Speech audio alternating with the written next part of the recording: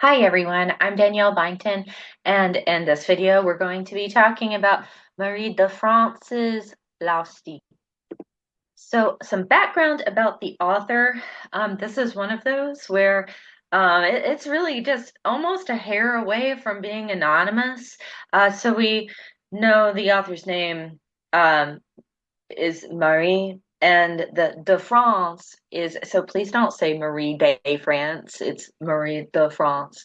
So anyways, we know that she was from France because she literally tells us that. Um, if you're a student in my class, I didn't assign the prologue, but if you look back in your text a few pages, there's a brief prologue to these stories, these lay, and the one in particular that you were reading is Laustic. Um, so she tells you where she's from. Um, there are assumptions, some speculation that scholars are able to make because of in the manuscript's original language. There's a certain kind of dialect that she's using in the particular time that we think she was alive, when she was living. And like I say in the bullet point, definitely all the question marks around those dates, but they're pretty good, like educated guesses. This is let's say this is only about 100 years after what's called the Norman Conquest. Let me go to my map, like Dora the Explorer, and show you what I'm talking about, so this will make a little more sense.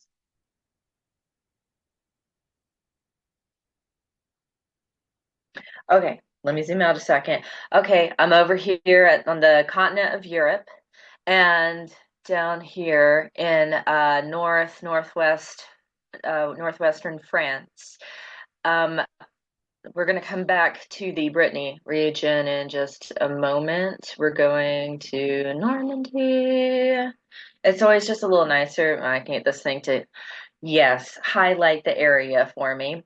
So just so you can see that when we talk about the Norman conquest, we're talking about people from this region, in the late Middle Ages, invading England, well, Britannia. So it wasn't exactly England yet. Um, so you actually at this time have what's going to become Middle English after that conquest. So before that, they were speaking Old English up here in England, and that has more obvious sorts of Germanic and Scandinavian influences in the languages, because that's who had been invading them before the Normans. And now that you have the Normans, even the everyday vernacular of the people, the specifically the upper class, like a type of French, so like not the kind of French you would maybe like go in here in Paris today at all, but a dialect, an Anglo-Norman kind of French, so meaning a blend of Middle English and French, was being spoken commonly. French, especially by the upper class, almost as much as perhaps Latin being used in writing the literature that they were writing. Um, if you ever take my Brit Lit 1 course, or I'll also say some of the other professors who cover that course, when they cover Chaucer, we make you speak a little bit of Middle English, and you can hear the French in the English. It looks a little more like English on the page, but there's a lot of like the nasal sounds, and you're like swallowing some of the letters. So you have that influence in what she wrote, and her collection of the 12 lay was a gift to Henry II, who's King of England, but also Duke of Normandy, this highlighted thing right here. And so we have some of those regional influences. Some other regional influences going on here are the kind of the Celtic lore, and that means this is where we get a lot of our Arthurian legend as well. Another big topic on that, this doesn't affect this story in particular. This is also pointed to as where she gets the influence for her animal fables. But that's not what we're talking about in this video. So, the story, well, I have the map out, and then we'll go back to some more background real quick. I have Brittany region, Brittany. And right here, there, if you're using the Norton Anthology of World Literature, the footnote tells you about this place where it's set in the first few lines. It tells you it's taking place right here.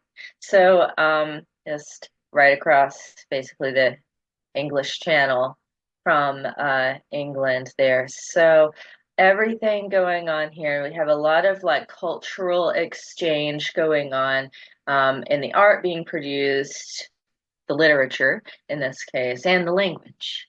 Okay, so back to the PowerPoint. I just mentioned the thing about Henry II. So it's assumed she was a lady, had some kind of influence in his court. There's also strong assumption and belief that she was a nun. Moving on to the background here. So what we're reading with Laustic is it's one of a dozen extant narratives. Couple things here. When I say extant, that means it exists. It physically exists. So to our knowledge, there aren't more lay. Just these 12 because that's what's extant. And we've already talked about the language stuff and the bullet point above that. But so half of these lay, 6 of them celebrate people who fall in love. And then the other 6 are about the woes of falling in love. So the collection of a dozen lays, basically like a Taylor Swift album. Of these 12, 2 of them talk about Arthurian legend, or rather, you have the undertone of Arthurian legend going on. Make sure you watch the video on that background, or what I'm saying and what I'm going to go on to say, none of this is going to make sense. That also shows you how we're connecting this in a European literature course, beginning all the way back with the ancient literature like Homer's Iliad, and then going into the Greek plays, talking about the Trojan women. So we're talking about the consequences that happened after the fall of Troy, and then there was the Aeneid. So there's the whole story of one of his descendants who's going to go on and found Britain. So all of this is why nights are so awesome, is because the idea is that it all connects back to that incredible city of Troy.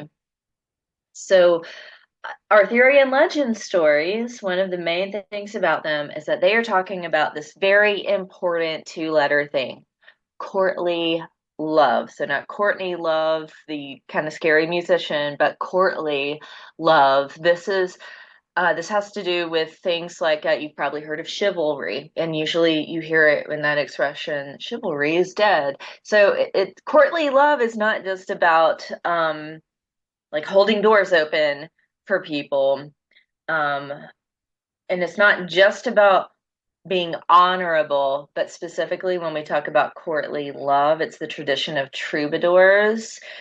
Um, in this case, it's called quote unquote honorable adultery.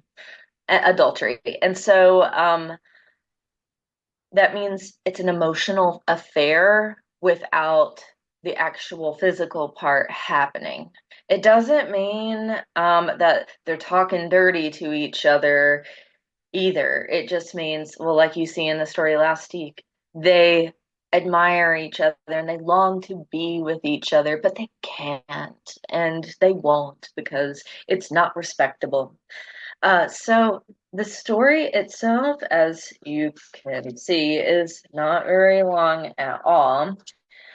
We begin with a description of the two nights. Now, the first night, we only get a background of one of them as described by his wife. Then the other night, it tells us is a bachelor, which is like your first clue of, oh, you know what's going to happen. So we get a description of the bachelor night of how big his reputation is, and he's known for his prowess, his valor. Um, he can do all these awesome knightly things.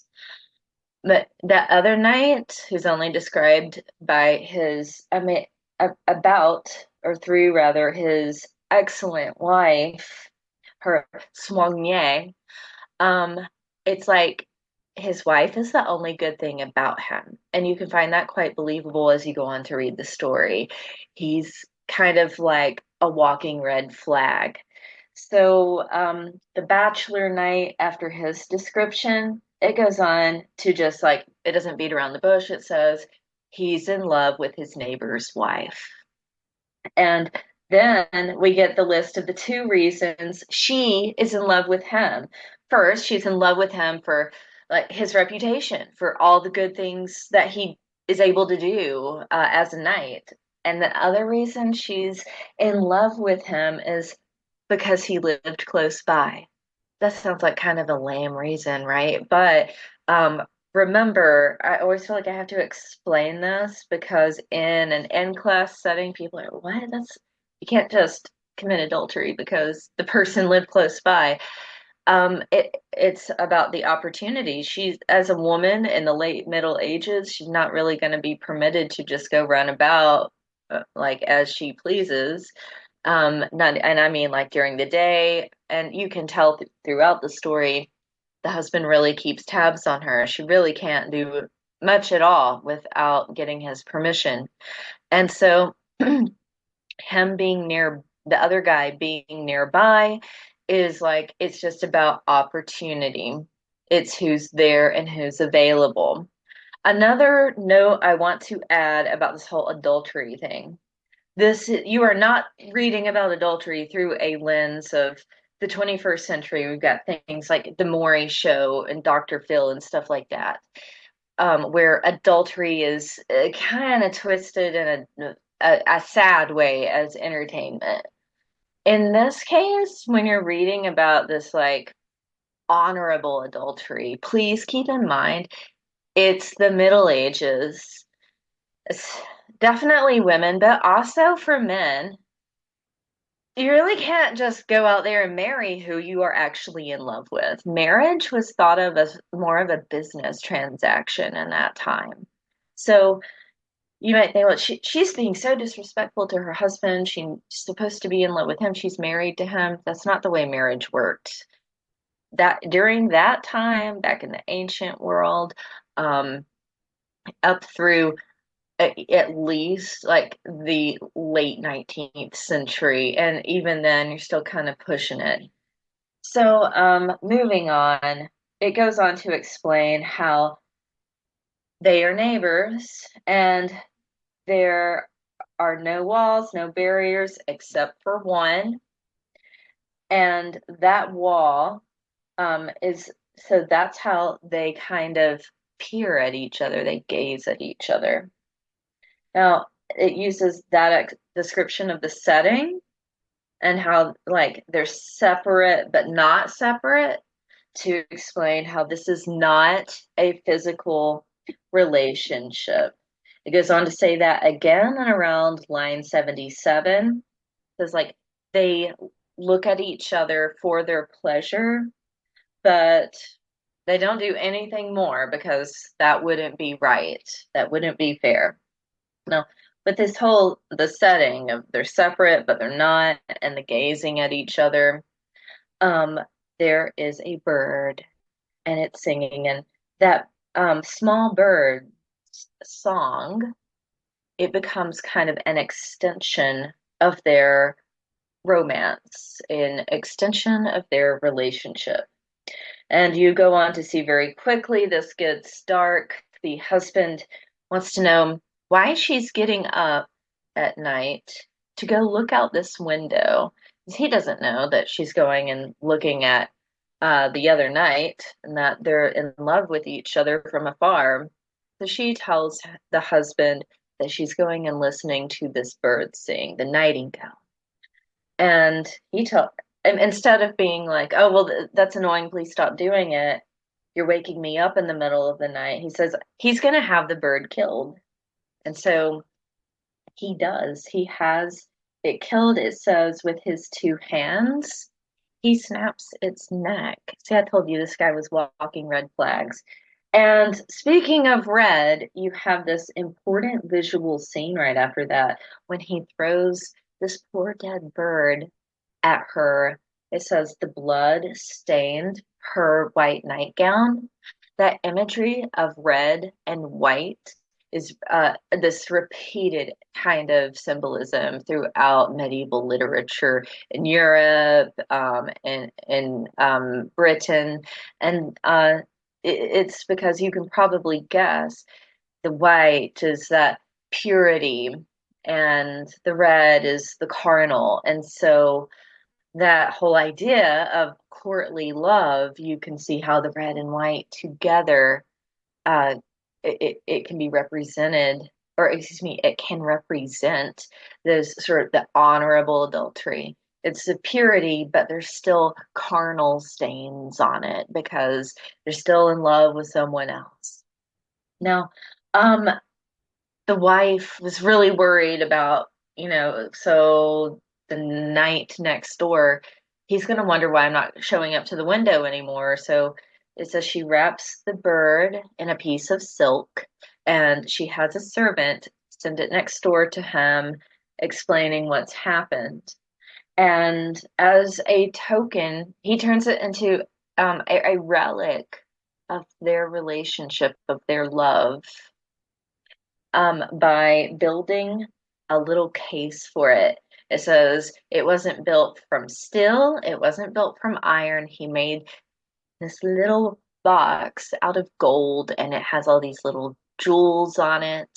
And the bird stays in that forever and he carries that little case with the bird in it with him wherever he goes. So he's always carrying his love for his neighbor's wife.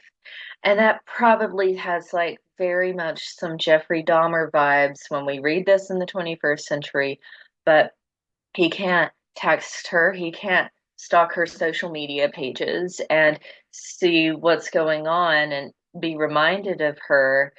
He just has this thing that used to have a song that represented their love, and so he's carrying that around with him.